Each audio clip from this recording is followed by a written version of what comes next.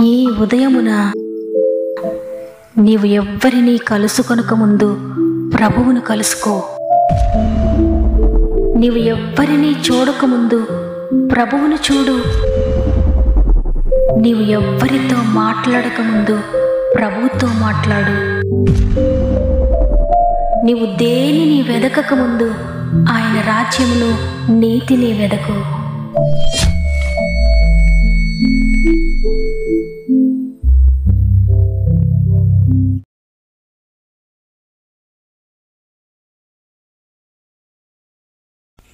Praise the lord.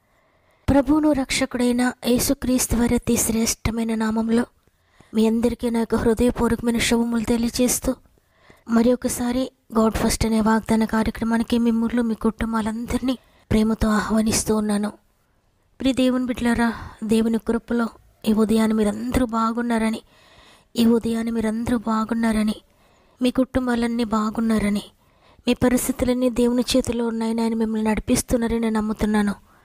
ఒకవేళ ఏవైనా ఒడిదుడుకులు మిమ్మల్ని వేధిస్తూ ఉన్నా, మీకు ఎదురవుతూ ఉన్నా, ప్రతిరోజు దేవుడు తన మాట ద్వారా మనల్ని ధైర్యపరుస్తున్నారు, మన కన్నిటిని తుడుస్తూ ఉన్నారు, మనల్ని ఆదరిస్తూ ఉన్నారు, మనకు అండగా నిలబడుతూ ఉన్నారు. కాబట్టి ఎంత మాత్రము దిగులు పడకండి. పరిస్థితులు ఏ విధంగా ఉన్న కన్నీటితో దేవుని సన్నిధిలో మొరపెట్టుకోండి. మీ ప్రార్థన మీ పరిస్థితులన్నిటినీ మార్చబోతుంది, మీ స్థితిగతులన్నిటినీ మార్చబోతుంది. దేనిని గురించి అయితే కలవరపడుతున్నారో ఆ కలవరం అంతా మీ కన్నీటి ప్రార్థనలో కొట్టుకొని పోతుంది. కాబట్టి సమస్య కలిగినప్పుడల్లా ప్రార్థించండి. మేము కూడా మీ ప్రతి సమస్యను గురించి ప్రార్థిస్తున్నాం. మీ ప్రతి కామెంట్ను చదువుతున్నాను. దేవుని చేతులకు మిమ్మల్ని అందరిని అప్పగిస్తున్నాను. దేవుని బట్టి ధైర్యం తెచ్చుకోండి. ఎవరైనా బాధలో, అనారోగ్యంలో, సమస్యల్లో ఉంటే చివరి ప్రార్థనలో ఏకీభవించండి. పరిశుద్ధాత్మ సహాయాన్ని కోరుకుందాం. ఆయన కృప ద్వారా అనేక అద్భుతాలు చూద్దాం. సమస్త మహిమ, ఘనత, ప్రభావములు దేవునికి చెల్లునుగాక.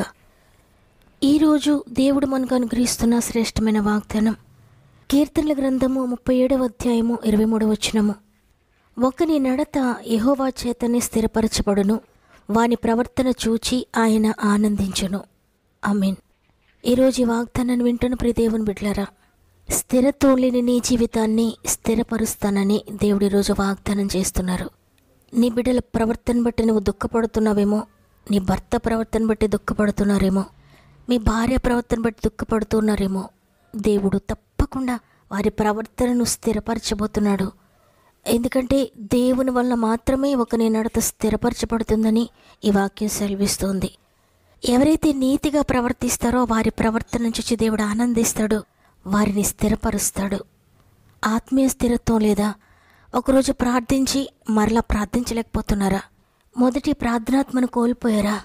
నేను తప్పకుండా బైబిల్ గ్రంథం కంప్లీట్ చేయాలని వాక్యం చదవడం ప్రారంభించి స్థిరంగా చదవలేక దానిని ప్రక్కన పెట్టి ఇక నేను చదవలేను, నేను ఇక కంటిన్యూ చేయలేను అనుకుంటున్నారా? స్థిరమైన మనస్సును దేవుడు మీకు అనుగ్రహించబోతున్నాడు. మీరు ఆయనను అడిగితే, దేవుని కొరకు నేను ఏదైనా చెయ్యాలి, ఆయన కొరకు నేను వాడబడాలని ప్రారంభించి దేవుని కొరకు జీవించడానికి శక్తి లేక దేవుని పనిని కంటిన్యూ చేయలేక మధ్యలోనే ఆగిపోతున్నారా? ఈరోజు దేవుడు నీకు వాగ్దానం చేస్తున్నారు, నిన్ను నేను స్థిరపరుస్తాను, స్థిరమైన మనస్సును నేను పుట్టిస్తాను, స్థిరమైన జ్ఞానాన్ని నీకు అనుగ్రహిస్తాను, స్థిరమైన బుద్ధితో నిన్ను నింపుతాను, నీ కుటుంబాన్ని నింపుతాను, నీ బిడ్డలను నింపుతానని. ఒకవేళ ఆరోగ్య విషయంలో స్థిరత్వం లేదా? ఒకరోజు ఆరోగ్యంగా ఉండి మరలా అనారోగ్యంతో, మాటిమాటికి అనారోగ్యం కలుగుతూ, మాటిమాటికి శరీరంలో ఏదో ఒక నొప్పి కలుగుతూ బాధతోనే మీ జీవితాన్ని కంటిన్యూ చేస్తున్నారా? అయితే దేవుడి రోజు వాగ్దానం ఇస్తున్నాడు, నీ ఆరోగ్యాన్ని స్థిరపరుస్తానని. ఆర్థికంగా స్థిరత్వాన్ని కోల్పోయారా? ఒక నెలంతా బాగుందనుకుంటే మరలా నెల ఆర్థికపరమైన ఇబ్బందులతో నలిగిపోతున్నారా? ఎంత ప్రయత్నించినా ఆర్థికంగా నేను బలహీనంగానే ఉంటున్నాను, నా జీవితంలో స్థిరత్వం లేదు, నా బిడ్డలు నేను స్థిరపరచలేకపోతున్నానని దిగులు పడుతున్నారా? అయితే దేవుడి రోజు వాగ్దానం చేస్తున్నారు, ఆర్థికంగా నేను బలపరుస్తాను, నేను స్థిరపరుస్తానని. అంటే దేవుడు నీ మనస్సును మొట్టమొదటిగా స్థిరపరుస్తాడు. ఎప్పుడైతే నీ నడత స్థిరపరచబడుతుందో తప్పకుండా నీ ప్రతి పరిస్థితి కూడా స్థిరపరచబడుతుంది. కాబట్టి దేవుని సన్నిధిలో, అయ్యా నా నడత మొట్టమొదటిగా స్థిరపరచండి, నా జీవితాన్ని స్థిరపరచండి, అయ్యా నా ప్రవర్తన స్థిరపరచండి, నా స్థితిగతులన్నింటినీ స్థిరపరచండి అని నువ్వు ప్రార్థిస్తే తప్పక నీ ప్రతి విషయాన్ని కూడా దేవుడు స్థిరపరుస్తాడు. నీవు ఏ ఏ విషయాల్లో అయితే కన్ఫ్యూజన్లో ఉన్నావో, నాకు ఒక క్లారిటీ లేదని దేనిని గురించి నువ్వు అనుకుంటున్నావో, తప్పకుండా దేవుడు నీకు క్లారిటీని ఇస్తాడు. నీ జీవిత గమ్యాన్ని నీకు తెలియజేస్తాడు. నీ నడక నేను స్థిరపరుస్తాడు. నీ ప్రతి పరిస్థితిలో కూడా స్థిరత్వాన్ని దేవుడు దయచేస్తాడు. ఎంతగా పాడైన స్థితిలో నీ ఉన్నా, నీ జీవితం ఉన్నా, నీ కుటుంబం ఉన్నా, నీ బిడ్డల జీవితం ఉన్నా, అందరూ విడిచిపెట్టిన స్థితిలో ఉన్నా, ఇక పాడైపోయింది, ఇక బాగుపడదని అనుకుంటూ ఉన్నా, దేవుడు అట్టి స్థితిలో నుండి కూడా నిన్ను లేవనెత్తుతాడు. అటువంటి పడిపోయిన స్థితిలో నుండి కూడా నిన్ను స్థిరపరుస్తాడు. పనికిరాని పరిస్థితిలో ఉన్నా కూడా నీ బిడ్డలను స్థిరపరుస్తాడు. తిరిగి నూతనమైన జీవితాలను మీకు అనుగ్రహిస్తాడు దేవుడు. చూడండి, గెరాసేనుల దేశంలో సేన దురాత్మలతో బాధపడుతున్న ఒక యవ్వనస్తుడు ఇంటిని విడిచిపెట్టి, భార్య బిడ్డలను విడిచిపెట్టి, కుటుంబాన్ని విడిచిపెట్టి దురాత్మల చేత పీడించబడుతూ సమాధుల్లో తిరుగుతున్నాడు. బట్టలు కూడా కట్టుకోలేని దీన స్థితిలోనికి వెళ్ళిపోయాడు. మనుషులు కనబడితే రాళ్లతో కొడుతూ ఉన్నాడు, హింసిస్తున్నాడు. అట్టి స్థితిలో ఉన్న ఆ వ్యక్తి దగ్గరకు యేసుప్రభువారు వచ్చారు. అతనిలో ఉన్న ఆ సేన దురాత్మలను గద్దించగానే ఆ వ్యక్తి జీవితం స్థిరపడింది. ప్రియ దేవుని బిడ్డలారా, అంతవరకు పనికిరాని వాడుగా ఉన్న ఆ వ్యక్తి, అంతవరకు కుటుంబానికి దూరంగా ఉన్న ఆ వ్యక్తి, అంతవరకు వస్త్రాలు కూడా వేసుకోలేని ఆ వ్యక్తి, అంతవరకు ఎక్కడున్నాడో, ఏం చేస్తున్నాడో, ఏమి తింటున్నాడో కూడా తెలియకుండా ఉన్న ఆ యవనస్తుడు, అప్పటి వరకు ఇతరులు హింసిస్తూ బాధిస్తూ ఉన్న ఆ యవనస్తుడు యేసుప్రభువారు వానిలో ఉన్న దురాత్మలను గద్దించగానే స్వస్థచిత్తుడయ్యాడు. తిరిగి వస్త్రాలు వేసుకున్నాడు. తిరిగి తన కుటుంబం దగ్గరికి పరిగెత్తుకుంటూ వెళ్ళాడు. స్వస్థచిత్తుడై అప్పటి నుండి సంతోషకరమైన జీవితాన్ని గడుపుతున్నాడు. నిజమే, ప్రభువు ఎంత దీనస్థితిలో ఉన్న పరిస్థితిలో నుండైనా లేవనెత్తగలడు. ఎందుకు పనికిరాని స్థితిలో నుండైనా లేవనెత్తగలడు. ఇక స్థిరపడ్డం అసాధ్యం అనుకున్న స్థితిలో నుండి కూడా లేవనెత్తడానికి ఆయన శక్తి ఉంది. ఒక్కని నడతని స్థిరపరిచే శక్తి ఆయనకు మాత్రమే ఉంది.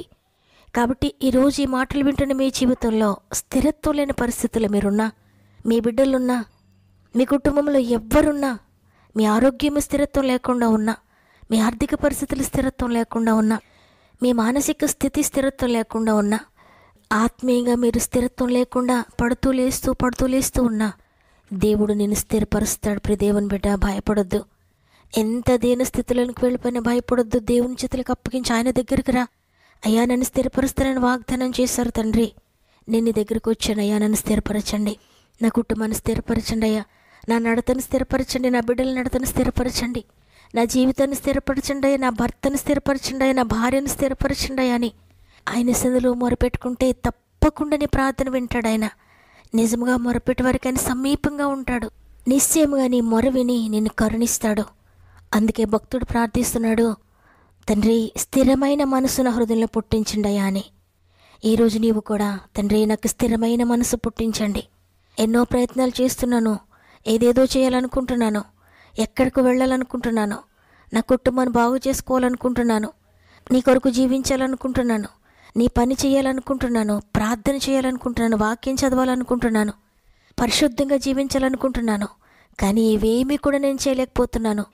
నాకు స్థిరమైన మనస్సు లేదు. తండ్రి, నాకు స్థిరమైన మనసును అనుగ్రహించండి అని నీవు గనక ఆయన సన్నిధిలో ప్రార్థిస్తే నీకు స్థిరమైన బుద్ధిని అనుగ్రహిస్తాడు, స్థిరమైన మనసును అనుగ్రహిస్తాడు. నీ ప్రవర్తనను ఆయన స్థిరపరుస్తాడు. నీ జీవితాన్ని, నీ కుటుంబాన్ని కూడా ఆయన స్థిరపరుస్తాడు. స్థిరమైన విశ్వాసాన్ని నీకు దయచేస్తాడు. అప్పుడు నీ పరిస్థితి ఏ విధంగా ఉన్నా, ఎంత దిగజారిపోయిన కుటుంబ పరిస్థితులున్నా, ఎంత పడిపోయిన స్థితిలో నీవున్నా, నీ బిడ్డలున్నా, నీ భర్త ఉన్నా, నీ ఆర్థిక పరిస్థితులున్నా, ఏదున్నా కూడా విశ్వాసంతో దేవుని వైపు చూస్తావు. నీవు నా పరిస్థితులు ఏ విధంగా ఉన్నా పర్వాలేదు, నా దేవుడు నాకున్నాడని గొప్ప నిరీక్షణ పొందుకుంటావు. నీ విశ్వాసం ద్వారా అనేక అద్భుతాలను చూస్తావు. అటువంటి స్థిరమైన విశ్వాసాన్ని దేవుడు నీకు దయచేస్తాడు. కాబట్టి మీరు ఎక్కడ స్థిరంగా లేరో, ఎక్కడ పడిపోయిన స్థితిలో ఉన్నారో దేవుని సన్నిధిలో మోకరించండి. అందరం కలిసి మనల్ని మనం సరి చేసుకుంటూ ఆయనకు సరెండర్ అవుదాం. మన జీవితాలు ఆయనకు సమర్పించుకుందాం. ఈ వాగ్దానాన్ని నమ్మిన వారందరూ ఒక్క నిమిషం నాతో మోకరించినట్లయితే ప్రార్థన చేద్దాం. ప్రేమగల తండ్రి, నీకు వందనాలు. నీ ఉచిత కృపను బట్టి మేమందరం మరొకసారి విధంగా కలిసి నేను స్తుతించే భాగ్యం ఇచ్చారు. మరొక దినాన్ని చూచే తరుణాన్ని మాకు ఇచ్చారు తండ్రి. మమ్మల్ని మేము సరి చేసుకోవడానికి, మా జీవితాలు బాగు చేసుకోవడానికి మరల మాకు అవకాశం ఇస్తున్నారు. యేసు స్వరూపంలోనికి మేము రావడానికి మమ్మల్ని మరలా ప్రేరేపిస్తూ ఉన్నారు, మాతో మాట్లాడుతూ ఉన్నారు. నీకు కృతజ్ఞతలయ్యా. ఈరోజు ఎంతమంది మాటలు విన్నారో ప్రతి ఒక్కరిని కూడా మీరు జ్ఞాపకం చేసుకోండి. మీరిచ్చిన వాగ్దానాన్ని ప్రతి జీవితంలో నెరవేర్చండి.